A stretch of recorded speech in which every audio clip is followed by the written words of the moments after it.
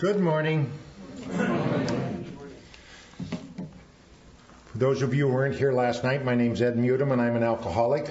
I still have an ornery streak in me. What I was going to do for those of you who came late because of the hockey game, I was going to, and I did, I'm losing by evil streak, it's just my ornery streak.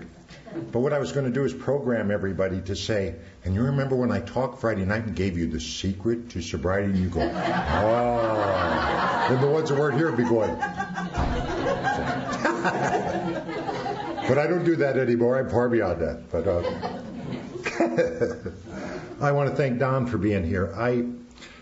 People tape all over the country, and so speakers don't have a real relationship with tapers. They just tape our talk, and a lot of people, they're making money off AA. Well, if you saw their expenses, believe me, you would have another idea about that. But there was a time, I've been taped so long, I remember when it was reel to reel. And every once in a while, tape would break and you hear, and you'd stop. My favorite one, though, is when they went to cassettes and they didn't have auto reverse. The taper would stand right in front of you and go. And you'd stop, and they'd turn over the tape, hit it, and go. And my ornery streak was that, too, I'd say. And that, my friends, is the secret to life and sobriety. And I could see him in the car go, what the heck? We just,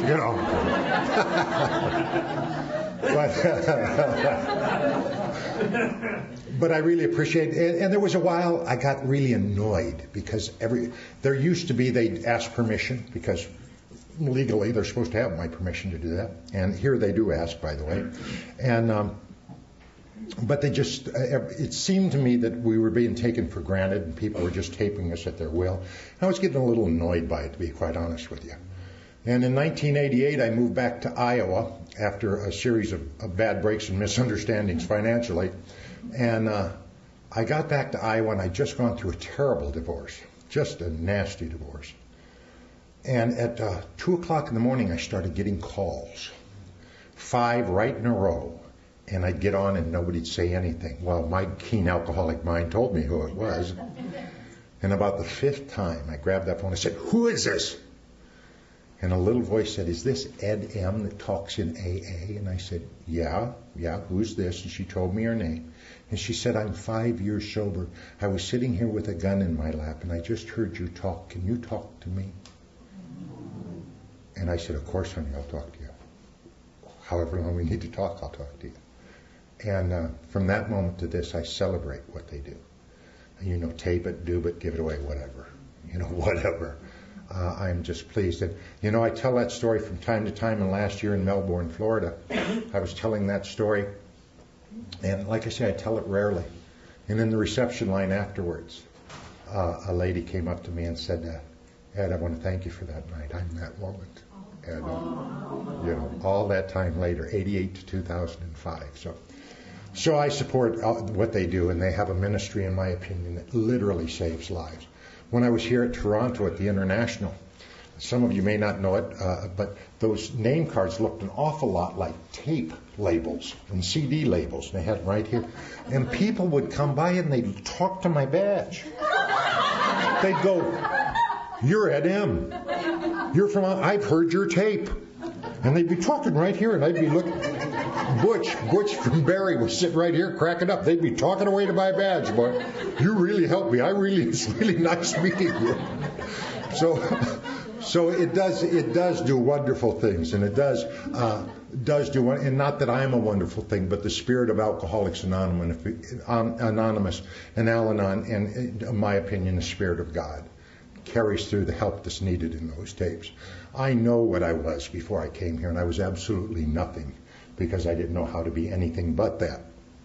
This morning we're going to talk about, and throughout the day, we're going to talk about spiritual maturity and emotional maturity through the steps of Alcoholics Anonymous, or the 12 steps, however you want to look at it.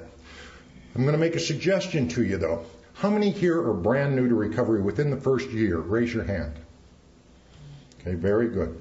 How many are over 5 years? Okay, very good. Those of you newly sober, within the first 5 years, you really need to concentrate on alcohol and whatever else you were doing. And I kind of direct it to everybody because I believe it's important information, because I never got the information. That step 1 is about every area of my life. It says alcohol, but the longer you're sober, if you're like me, it really needs to be any area of your life. I said it last night and I will say it again, that whatever area of your life you're not applying this program, it's going to kill you sooner or later. I cannot tell you the number of funerals I've gone to of good AA members, good Al-Anon members that didn't get it's a life thing, not a situation thing. And I buried them. Gambling, sex, pornography, stealing. You know, I promise you this, that the disease is alive and well unless you're addressing every area of your life. And if you have a disease like I have a disease, and I believe what the book calls it, a spiritual disease, you know that's the only time disease is mentioned in the big book. It's referred to as a spiritual disease. They also say something in the big books that's just fascinating. There's a little sentence in there, I'll let you find it. It says when the spiritual malady is addressed, the mental and physical take care of themselves. Now wait a minute. This is saying if I address the spiritual first, everything else will work out. You know, I did it just the opposite. I thought, well, when I get to feeling a little better, when my head clears up, I'll talk about that God stuff.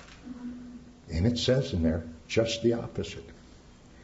And a lot of us don't even want to look at the God situation because we've been our own little God and we don't know if we want to give it up yet. Now, what do I mean by that? Oh, I know better. How do we say that? We say it in so many different ways. Oh, you don't understand. My case is different. Yeah. That's a famous one. That's right. Clancy says it best. He said, if there's ever a flag for Alcoholics Anonymous, it should simply be a flag that says, but you don't understand. My case is different. All of us, isn't it funny? All of us think we're so terminally unique, and the truth is we are. But the problem is we all look at it in the wrong way. That somehow this can apply. Step 1 can apply. After all, what is powerless?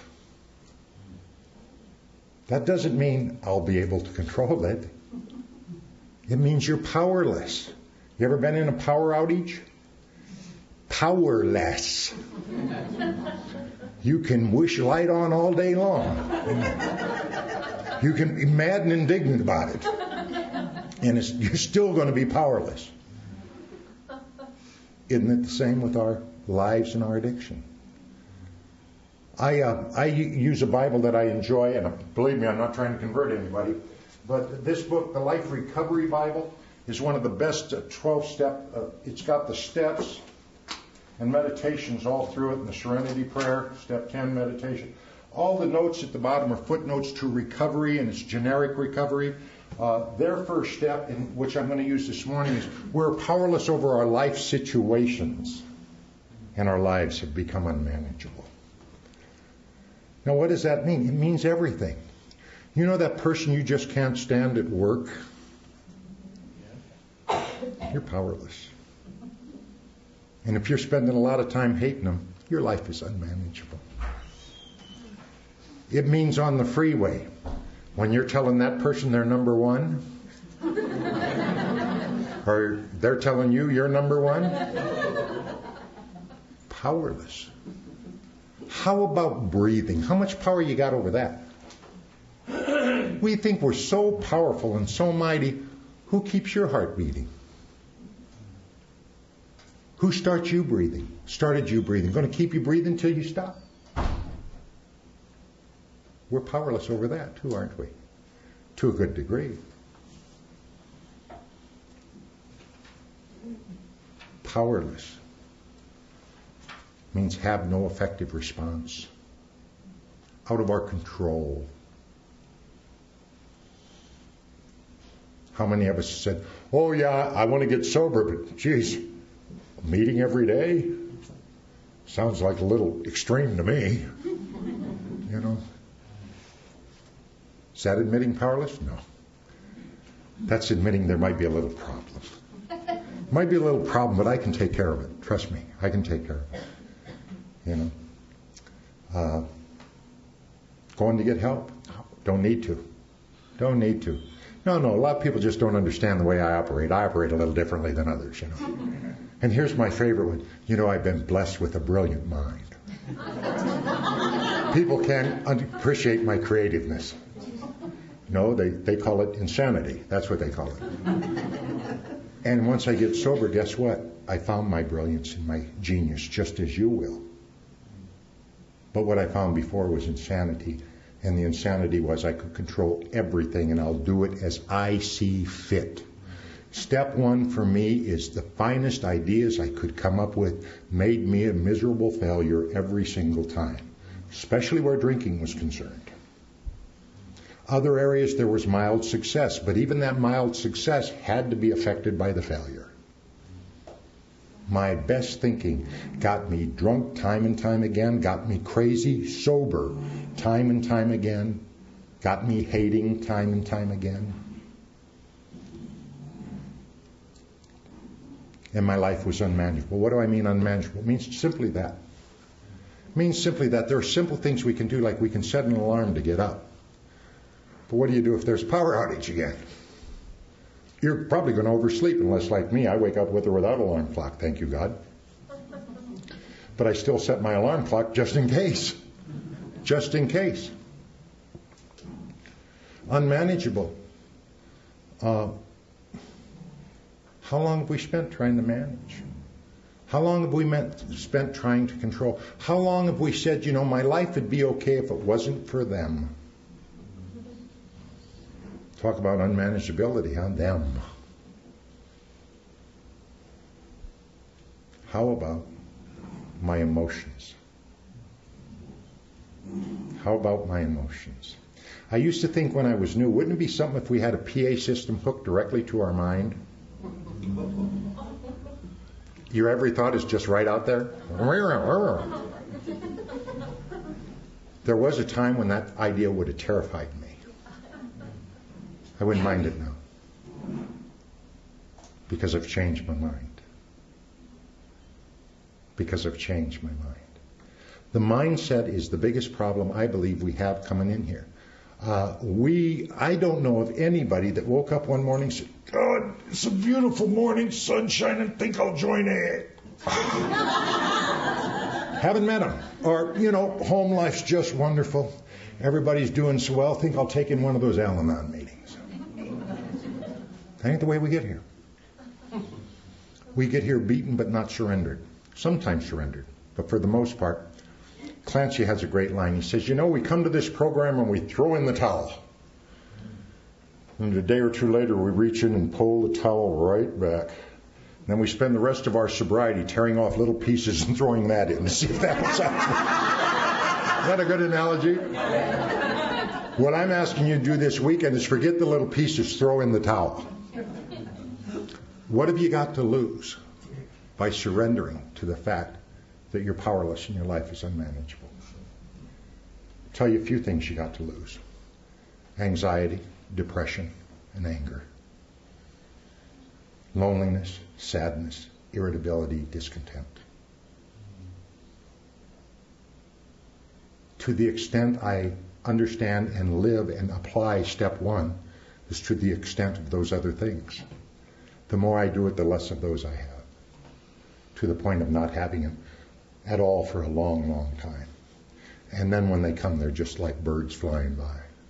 You know. My friend Sandy B. he's a great member of Alcoholics Anonymous, and I love his sharings because he's an inspiration to me. And he says, you know, we go through life and thoughts go by. He said, we'll grab a thought. Got one. And it's a bad thought. Now that's where he stopped. Here's where I take over. And I said, oh my God, look what I was thinking. How could I think that? God, I'm sober. Oh, look. Then what else do? I go to him and say, look. Listen. Look, no, for 3 days now, look. Oh, God, how could I do that? And what Sandy says is, if you got a bad idea, put it back and grab a good one.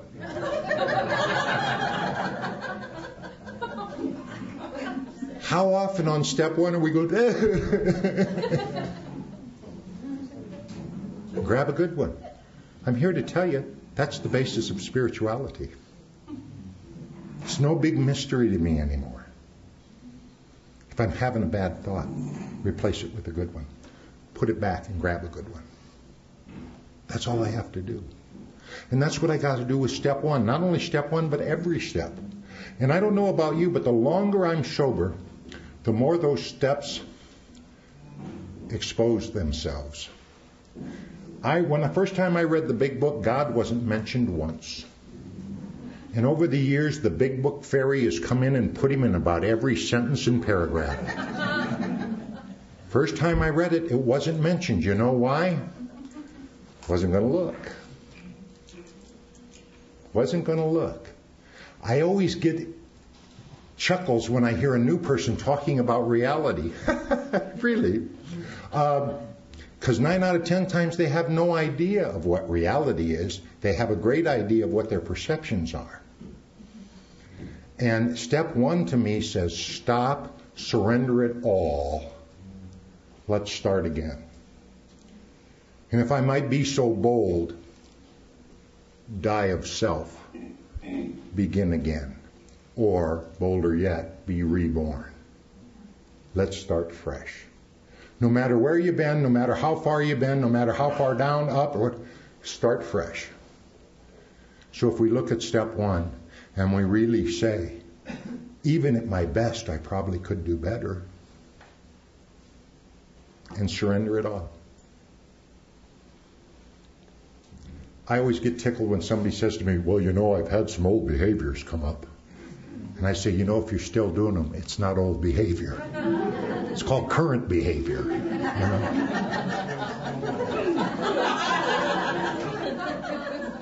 So what, you know what that is? It's just a little rationalization to pass it off and keep doing it. Pass it off and keep doing it. Oh, step one, well, I don't know about that. Well, you know what? If you don't, you're in real trouble. You're in real trouble. If you've been one of them fortunate enough to come and just glide through and go into meetings and a little activity, and the fellowship is wonderful, but the steps in God are what's going to keep you sober. The steps in God are what's going to give you a life that you wouldn't trade with anybody. See, I was fortunate because when I got here, I pretty much felt that I would rather be anybody else any other place and live any other time than right now. And through the process of these steps and living it as a way of life, that's gone 180 degrees. I don't know of anybody I'd trade lives with, and I know some wonderful people. But I also know what I've been given, you know. And it starts with step one, powerless. My life is unmanageable. And you know something? I've been through all our literature several times, and it never says at any given point, okay, you can manage it now. I assume that you can. Because after all, I did step one. I assume that I can manage it again, but the minute I do, guess what? I'm going backwards. I'm not going forwards. And all of these steps, I believe, are spiritual exercises. People come to me a lot and they say, you know, Ed, something bad happened and I was just surprised at how weak I was spiritually. And I would say to them, well, what spiritual exercises are you doing every day? They went, well, I pray from time to time. I said, well, why are you surprised you're weak when you're not doing any spiritual exercises? You don't do any physical exercises, guess what? You get weak. Don't expect to run a marathon. So it's very important that we take these spiritual exercises, including step one, and in my opinion, every day. They're applicable. I'm always fascinated when somebody comes to talk to me, and I say, well, what step are you on? And inevitably, if they're in deep trouble, they'll be going, well, I'm kind of doing, let's see, maybe 10 and a little 3. I said, otherwise, you're on no step. He said, well, I've been through the steps. And I said, where does it say that? Where does it say that, you take this for 10 days and your disease will be gone? Take this for 12 steps, your disease will be gone. What it says to me is it's a way of life that has to be practiced daily. So what I tell those people is, you got to get a program. You got to start working one rather than thinking one. Because your thinking isn't doing well. And what step are you on? If you've been around a while, got a great idea. 12 months, 12 steps. What if you took a step a month and just applied that in your life consciously and not taking it for granted, well, I did that. Oh, I've done that. Really. It's not about doing that. It's about living that. And until we make that distinction, I can tell you what happens from my own experience. The same emotions, depressions, and anxieties that came to you in your drinking days will come to you in your sober days. The psychic change has not taken place if I'm not doing the steps. If I do the steps, it guarantees me a psychic change. What does that mean? Change my mind. Change my mind. That through these steps, I can find the freedom that I've never known, and they have to be pertinent. Everybody says, well, this is my favorite step, this is my favorite step. They're all my favorite steps. Because to my mind and to my way of life, they are all imperative to my recovery. None is less important than the other. In fact, I will say this to you. The one you think is less important is probably the one you should be working. At least in my experience. Then, right after that, we surrender. And we start talking about being powerless. God, don't we love that? And we got to surrender and we got to start fresh. Oh, there's a good thought, Let's just throw away everything I've ever done in life. Well, for some of us, it's a refreshing idea. But now, what are they going? They're going to talk about you being crazy. It says came to believe. Now, notice it said came to believe. I'm going to challenge you this weekend on your belief. As some of you know, I told you I'm a pastor last night, and it's so funny when people come up to me and say, Ed, I've been a good Christian all my life, and I just believe in Jesus, and my son, I'm just worried sick about him. How does that work? I'll say, what do you mean? So you're a good Christian and you believe in Jesus. That means you have faith. Yeah. Have you prayed about it? So why are you worrying? If you pray, why worry? If you worry, why pray? Because we need to keep control. That's why. People of faith can turn it over and go on about their business. So I'm asking you, when it says in step 2, came to believe, where are you coming from? Where are you going to? Where are you at in your journey really? It's so easy to say, oh yeah, I kind of believe there's a God. And then there's others that profess faith to no end, and you see them breaking every rule they can break. Of course, my answer to that is, thank God they're going to church. At least they got a fighting chance. They're not sitting in some other room gossiping about them. But it's true. Oftentimes I'll have people come into the church, and when I was at a regular church, and people would come in and they say, I thought the walls were going to come tumbling down when I walked in. I said, oh, no, they got much stronger when you walked in. It's just the way we look at things. Just the way we look at things. Came to believe in a power greater than ourselves. I am so pleased that it didn't say God at this point, because I would have had to leave. Thank you very much. I told you last night about my ones. My evidence that God was nothing but a jerk out to get me. And when you told me to pray, I said, please. That's radar, baby, and he'll pick me up and zap me. I know it. I ain't praying. Those are all the images I had, so I'm so grateful they said power greater than yourself. Because I had to start where I was at. God, I would have loved to have been where you were. But I had to start where I was at. My talk last night, I told you how I made a mistake. I started out right. I said a God that I could come to believe in is a God that's kind and loving and forgiving. Oh man, that's good stuff. I like that. Because that's 180 degrees from anything I'd ever believed about God. But then the mistake I made, I went beyond my own belief and experience and started using your words and your terms and forgetting my journey. As it says so eloquently in the book, this is a book and a program designed to help you develop a personal relationship with God that will solve your problems. Or problem, it says. Problems to me. So at step 2, when we came to believe in a power greater than yourself, make sure that's what it is. And if you're new and if you think it's the group, okay. If you think it's your sponsor, okay. I hear people say, well, they think their sponsors are rock. I say, you know what? They're probably being more honest about their God than you are. Because you're pretending like you got one. You ain't got squat. So it's important that when I come to believe, what is the power greater than myself? Because this is the cornerstone of all other things that I'm building. This is the cornerstone, and if I misplace it and if I get it in crooked, there's problems later in the structure, I promise you. The nice thing is we can always go back. The wonderful thing about the 12-step program is we can always start at step 1 again. And by the way, you don't have to drink to do it. You don't have to get divorced to do it. You don't have to choke somebody to do it. You can just say, you know what? I am not comfortable at all, and 12 steps tell me I'm supposed to be happy, joyous, and free. I'm starting fresh and getting it right. I would suggest you do that with the sponsor's direction. Here's why. Especially if you're on your step 3. Step 4 may look a little too weary to get into. So maybe I need to go back to step 1. No, you probably need to go on to step 4. But that's why sponsorship is so important. But when we talk about a power greater than yourself, what is it? I mean, what do you really believe? If I had a gun to your head and a lie detector hooked to you, and I said, your life depends on what you believe, what would you say? That's the truth. Whatever that is, celebrate it. Even if it's, I got no damned idea. Excellent, good. Now we got a starting spot. Now we can move ahead. But until I acknowledge where I'm at, I can't grow anywhere else.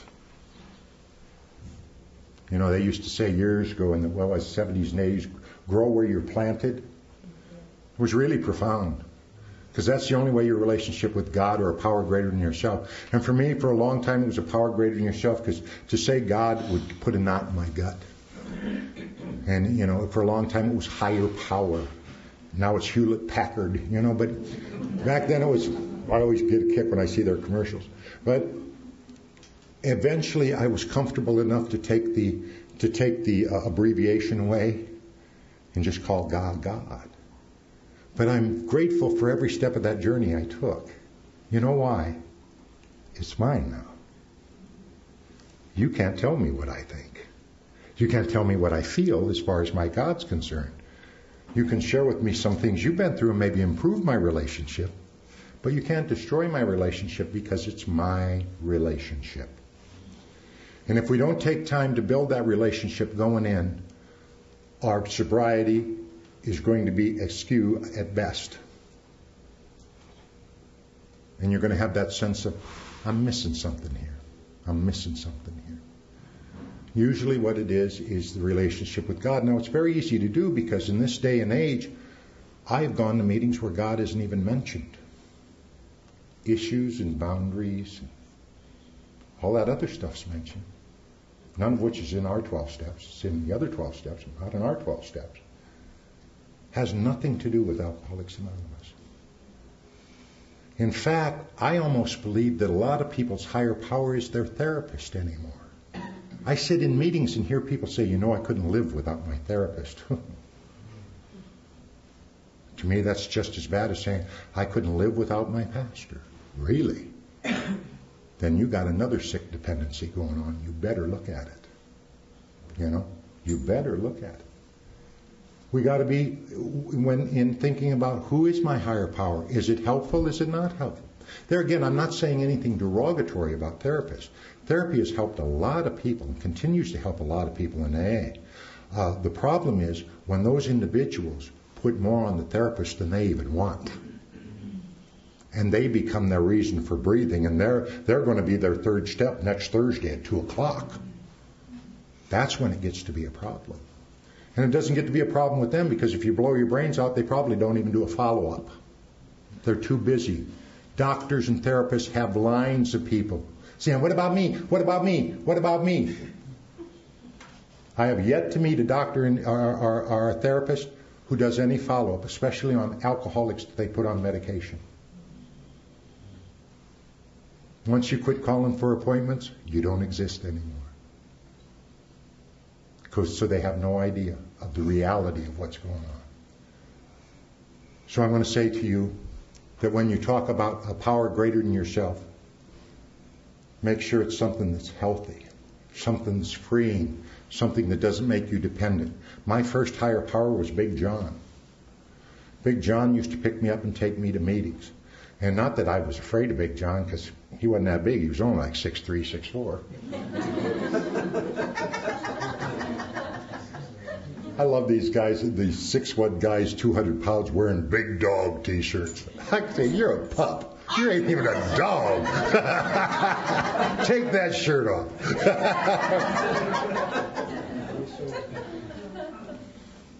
But Big John, why was he a power greater than myself? He'd magically appear at my door and take me to meetings. And when he'd drive home, we'd sit, John, I told you his size, you see my size.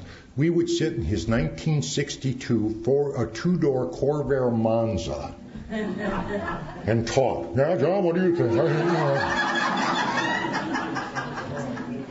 But he was wonderful to me because he was showing me how to do things I had no idea how to do.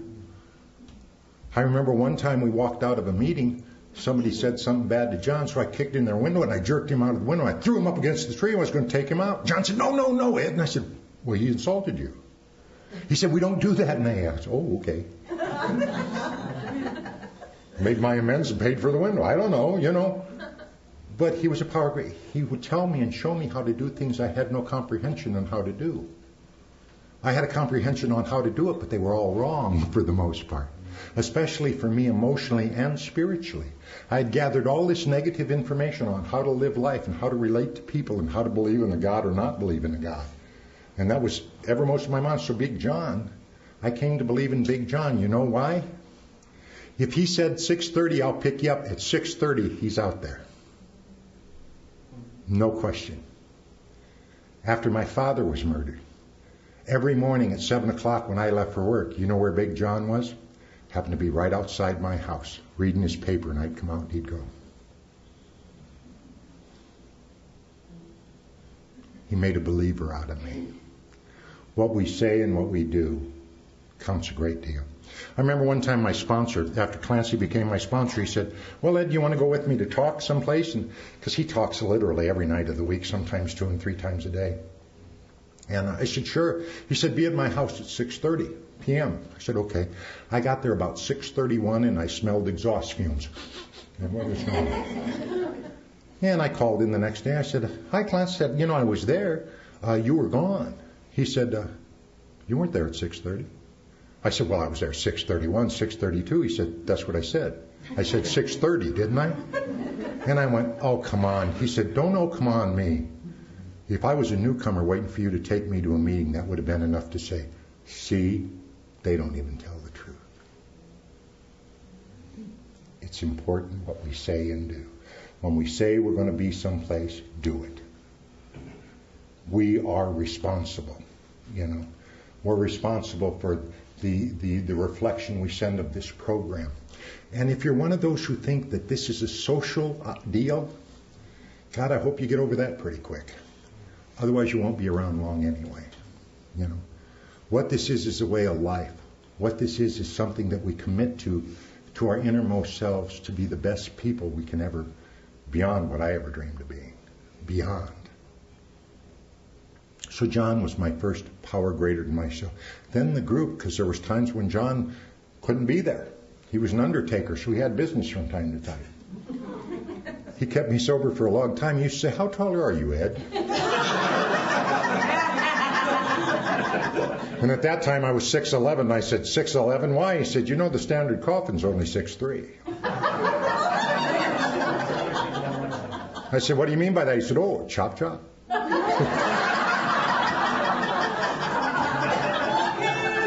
It's that AA love in the early days that kept me here. He said, we either chop them off or we break them and fold them in. And I thought, oh, God, I don't want to be walking around heaven like that if I get there. Oh, hell, for that matter, a little closer to the flame, But John, I came to believe in John, and then I came to believe in the group, because when John wasn't there, you know what?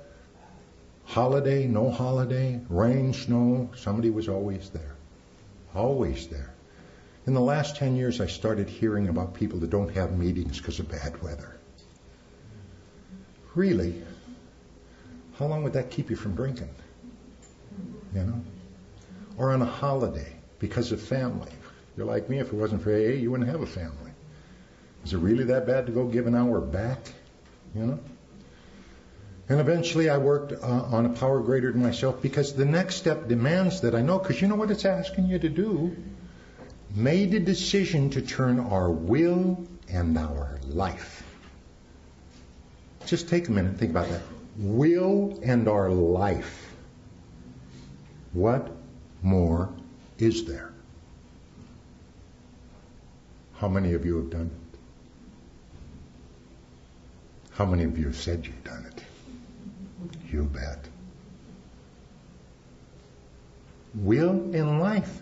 That's everything that we are about. Everything that we live. The job. The co-workers. You know, a lot of people say to me, you know, the toughest place to work this program is at home. That's a load of crap. It's the last place you ever attempted. That's the problem. You know, we're too busy trying to impress the people in meetings. Oh, living a day at a time. Everything's good. Yeah. We go home and kick the dog and cuss out the wife or the husband and be the same jerk we've always been. No. It's not the toughest place. It's just the last place, unfortunately. Have you turned that over to God? Your home life. Your situations. You know, it's asking you to turn everything over. Even your emotions, your will, and what you think. Everything. I'm going to read you something that fascinated me a while back. My home group's a big book study group. We meet every night, every Tuesday night in Davenport, Iowa at 6 to 7 p.m. And I would invite you there, but I like the group small, so... But if you're ever there, come on by. It'd be good to see you. And we go through the first 164 pages, but we also include the forwards in the doctor's opinion. And it only took us 4 years and 4 months to get through it the first time.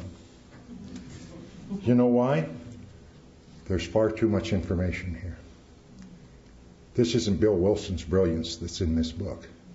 It's God hand feeding us everything we'd ever need, in my opinion. To this day, when I read it, it tells me something new. I'm not a big-time big book quoter, simply because by the time I got to quote it, it's old news. If I think I need to quote that, I'll get your number, go back and read it, see if it says the same thing. Promise you it won't, and then I'll share that with you. But I'm always sharing yesterday's recovery. You know, it's like you can't stay sober on who you helped yesterday. You can't stay sober on the prayers you said yesterday. Just can't. But on page 62 of the big book is just profound to me. It says, selfishness, self-centeredness, that we think is the root of our problems. Driven by 100 forms of fear, self-delusion, self-seeking, we step on the toes of our fellows and they retaliate. Sometimes they hurt us seemingly without provocation. But invariably we find at some point in the past we have made decisions based on self that have later put us in the position to be hurt. So our troubles, we think, are basically of our own making. I'll read that again. So our troubles, we think, are basically of our own making. They arise out of ourselves. The alcoholic is an extreme example of self-will run riot. I'm sure many of you have read this, and later it says this is the how and why of it. First of all, we had to quit playing God. It didn't work. Next, we decided that hereafter in this drama of life, God is to be our director. He is the principal. We are his agents. He is the father. We are his children. Most ideas are simple, and this concept was the keystone from which new and triumphant arc through which we pass to freedom. I love this one. When we sincerely, underline, sincerely took such a position, all sorts of remarkable things followed. We had a new employer, being all-powerful. Doesn't say having little power. Being all-powerful, he provided what we needed, but there's an if. If we kept close to him and performed his work well. Established on such footing, we became less and less interested in our lives, ourselves, our little plans and designs. More and more we became interested in seeing what we could contribute to life as we felt new power flow in, as we enjoyed peace of mind, as we discovered we could face life successfully, as we became conscious of His presence, we began to lose our fear of today, tomorrow, or the hereafter. We were reborn. That's the big book. Now I read all that to read you the next sentence. We were now at step 3. That's all work to be done in 2. The understanding, the selfishness, self-centeredness. That's the only way you can be ready for 3 is if you get rid of that selfish, self-centeredness. And if you understand that we're the root of the problems. How can you turn your will and your life over to the care of God if you don't understand these basics? What you're doing is what a lot of us did. Give Him enough to satisfy Him for a little while. Are you praying? Yeah, I'm praying. What are you praying? I pray he gets exactly what he deserves. That's what I'm praying, you know. When we talk about step 3, they are dead serious. And I will ask you, how have you done on step 2? How have you done on preparation of step 3? Now, the saving grace is most of us have a good excuse. We were new, and when I was new, they used to have a great line that I loved. They said, you know what? Wait for 90 days to get your brains out of hock. You know, for the fog to lift. God, what great information. Now they ship you out of treatment centers and say stupid things like, you know, now that you've been through treatment, you got the equivalent of 2 to 3 years in A&A. Oh, they tell them that. They tell them that. What a lie. You know how you get 2 to 3 equivalent years of AA? About 2 to 3 years in AA. That's how you get that. So in 30 days, they're thinking, I've done 1 through 5, and we can't hold them accountable.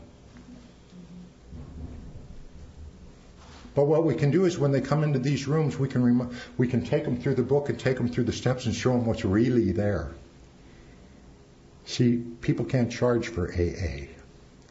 That's why all the other therapies had to be brought in.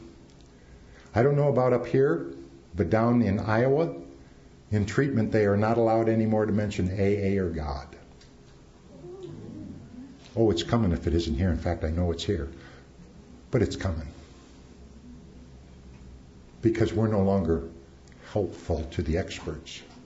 And last night I said something about the professionals. And a lady came up to me who is a professional, and I'm glad she did. She does a lot of good work. Please understand that I paint that with a broad brush simply because it's been my experience that that's what's applicable. But there are individuals in every profession that understand alcoholism and addiction and this disease that we're dealing with, this spiritual disease that we're dealing with. But most of them don't. Now in the medical universities, they're back down to giving the same education they gave 40 years ago on alcoholism, 1 to 2 hours, that's it. And what they're taught to do is dual diagnose so the insurance companies will pay them. That's the truth. That's just the truth. Change happened about 15 years ago. I watched it happen. I watched a hospital that was totally chemically free when an insurance company, major insurance company, said we'll no longer pay just for addiction. There has to be another diagnosable condition. At that time, they had an AA meeting every Saturday night where over 300 people attended. They have no meeting anymore.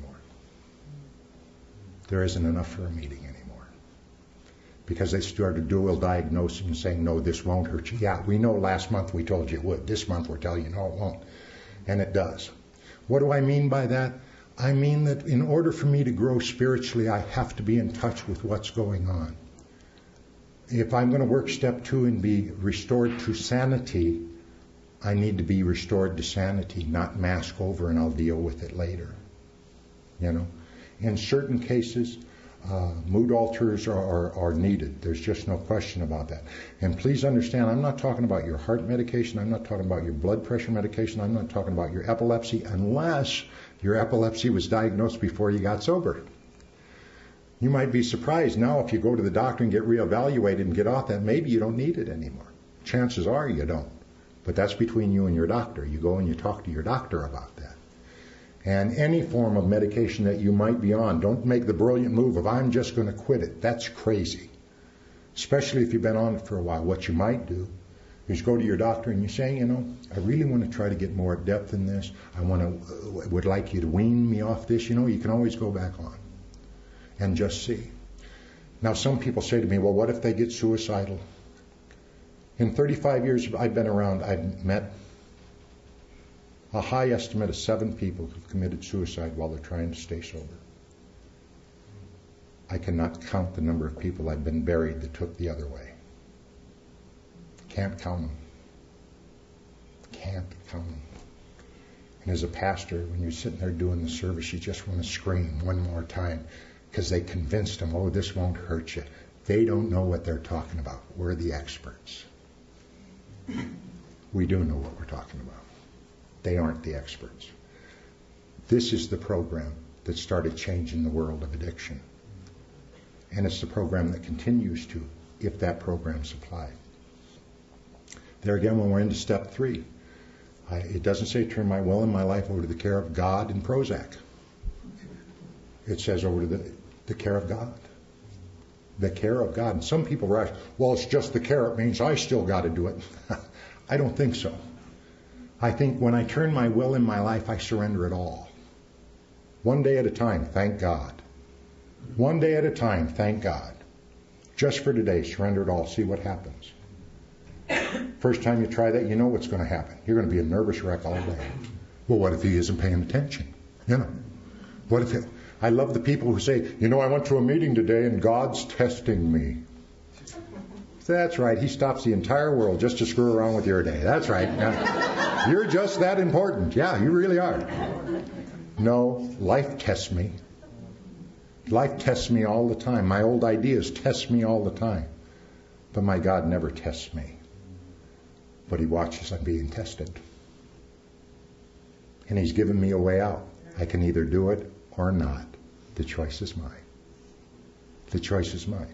Now, when you talk about step 3 and you talk about God,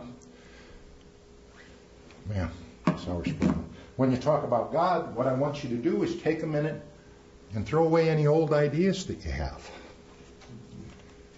A lot of you have pads, and those of you who don't, I want you just to take a minute, and I want you to create a God that you can believe in.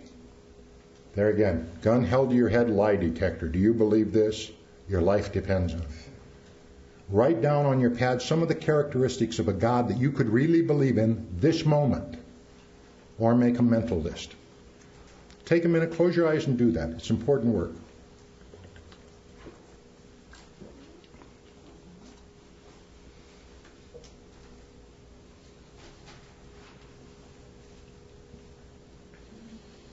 And there's no right or wrong size of list. There isn't any correct number or incorrect number. This is your list.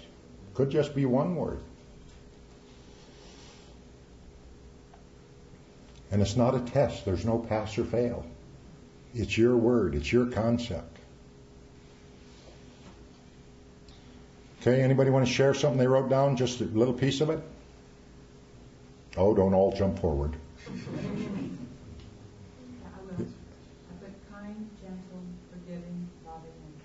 Okay, very good. Anybody else? Loving, caring, forgiving, accepting, all-knowing, and understanding. Good. Anybody else? Merciful, forgiving. Okay. Plugged in. Plugs in. Very good. I like that, yeah. Any else? Not that I like them all. Anybody else? Come on. Benevolent. Benevolent? Good. Michael loves the Saskatchewan Rough Riders. Thank God it says you understand them. No, but if that's your God, hope it's a winning season. But anybody else? My God, sober. Sober, okay. Funny. Funny, very important. Man, if we can't learn to laugh at ourselves, forget it. If you take your program so seriously you can't laugh, then you've got a new God and it has nothing to do with anybody outside of you. Have you noticed we got a room of people here that probably at one time didn't believe much at all, and all that was said was positive comments. I'm going to share something with you that I absolutely believe with every fiber of my being. There was a wonderful man around years ago named Chuck C. And Chuck was my mentor. He used to sit, and Chuck taught me about God by the way he lived. Oh, he taught me wonderful things by what he said, but I watched him. And one of the things he used to say to me is, Eddie, what you came here looking for, you're looking with. What you came here looking for, you're looking with. Well, what does that mean? What it means is everything I ever wanted to be, I already am. And these steps are a way to bring it out. The way I lived life brought out the worst in me. The way I've learned to live life brings out the best in me. And you know, we always hear, well, when you point a finger at somebody else, there's three pointing back at you. Have you heard that one? Do you know that's about the good stuff too? We always take it in a negative connotation. It's about the good stuff. If you see something that really moves you and lifts you and just touches your soul and you say, oh, I wish I could be that way, you are, or you couldn't have identified it. What you came here looking for, you're looking with. Everything you ever wanted to be, you are. The difference is the actions we take and the way we think. About faith, about God, about life, about everything.